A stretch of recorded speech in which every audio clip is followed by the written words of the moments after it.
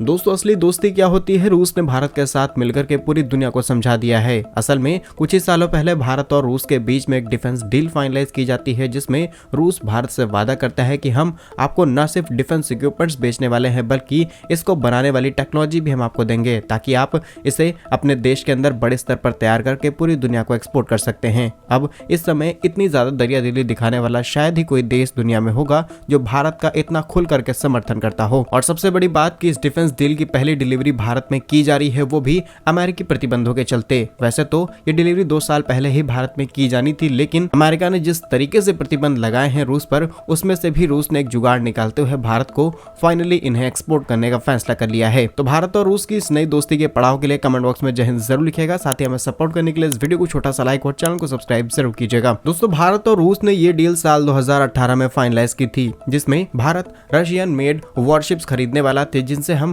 भारतीय नेवी की ताकत को कई गुना ज्यादा बढ़ाने वाले थे। लेकिन रूस यूक्रेन युद्ध की वजह से ये डिलीवरी ऑलरेडी 2 साल लेट हो चुकी है, यानी कि साल 2022 में ही भारत को ये डिलीवरी मिलने वाली थी। लेकिन इस डील की खासियत ये थी कि रूस ने कहा था कि इसमें से 2 वॉरशिप भारत को हम एक्सपोर्ट करने वाले हैं, बाकी के बचे हुए 2 वॉरशिप्स भारत के अंदर ही मैन्युफैक्चर किए जाएंगे। रूस चाहता तो भारत को ये चारों वॉरशिप्स बेच करके मोटी कमाई कर सकता था, लेकिन रूस ने भारत का सहयोग किया ताकि भारत भी आत्मनिर्भर बन सके। और अगर आप इसकी लेवल ऑफ इकोनॉमिक्स समझेंगे तो इसकी मैन्युफैक्चरिंग भारत में होने से इसकी काउंटिंग भारत की जीडीपी में गिनी जाएगी। रिपोर्ट्स के मुताबिक सितंबर 2024 में इस वॉरशिप की पहले जहाज की डिलीवरी कर दी जाएगी। इसके बाद 2025 की शुरुआत में दूसरी डिलीवरी भारतीय नौसेना में शामिल हो जाएगी और बची हुई 2 वॉरशिप्स की मैन्युफैक्चरिंग भारत के अंदर शुरू हो चुकी है। अब आप सोचेंगे कि साल 2022 में डिलीवरी भारत को मिल जानी थी, तो आखिर इतना ज्यादा लेट क्यों हुआ? तो आपको बता दें कि अमेरिका ने रूस के रक्षा हथियारों के एक्सपोर्ट पर पूरी तरीके से बैन लगा रखा था। वो भी जो भी अलग अलग transportation companies defence equipments transport कर रही थी,